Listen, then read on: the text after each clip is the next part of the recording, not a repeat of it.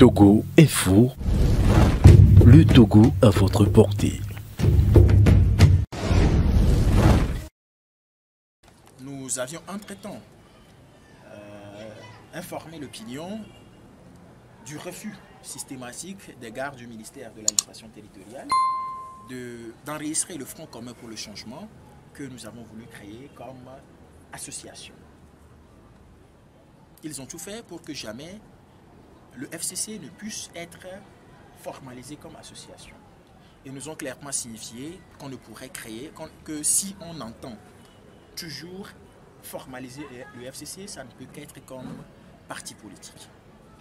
Alors, nous avons mis en œuvre d'autres actions qui se sont soldées malheureusement par des échecs. Et finalement, les membres se sont réunis et à la majorité des 3/4, nous avons pris la résolution de créer un parti politique. Et puisque à moyen terme, nos objectifs nous obligeaient même à aller vers cette option. Et donc voilà pourquoi nous avons décidé de mettre en place le parti pour redonner espoir à la jeunesse et pour essayer de corriger les erreurs passées.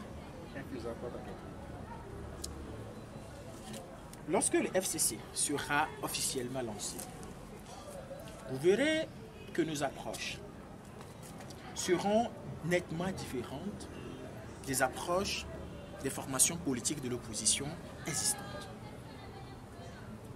Nous ne sommes pas seulement là pour s'opposer, nous ne nous opposons pas seulement pour s'opposer, nous ne nous opposons pas parce que nous sommes mécontents, parce que nous n'avons pas notre place autour de la table, mais nous nous opposons parce que nous pensons que le pays va mal et qu'il faut changer les choses.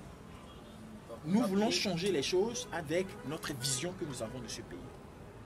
Nous autres voulons redonner à ce pays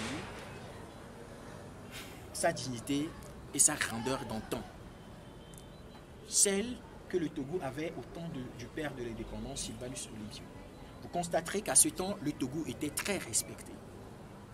Sylvanus Olympio faisait encore partie des premiers leaders ayant été reçus par tous les chefs d'État de l'époque.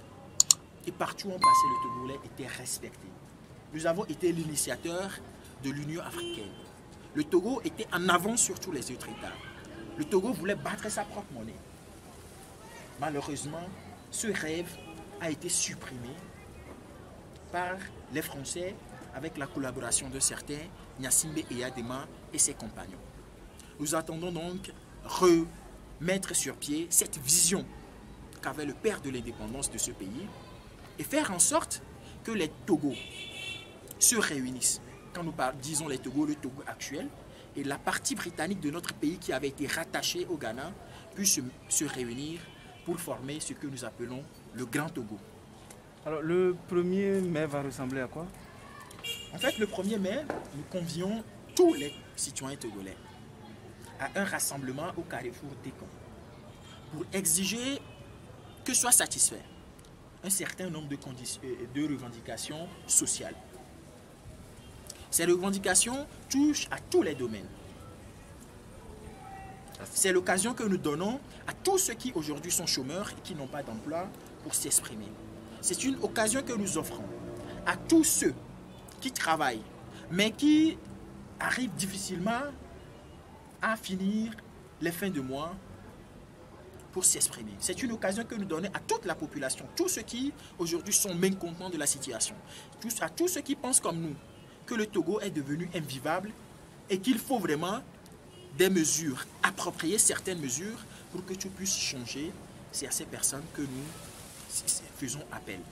Et l'objet également, c'est pour demander que soit relu le contrat qui lie le groupe Bolloré au Togo et que ceux qui ont été mis en accusation dans le procès, dans le rapport du Petrolgate, puissent être effectivement envoyés là où il doit être et que justice soit faite au peuple togolais. Donc c'est beaucoup de choses, mais nous reviendrons, si vous nous donnez la possibilité à travers vos médias, pour préciser toutes nos idées.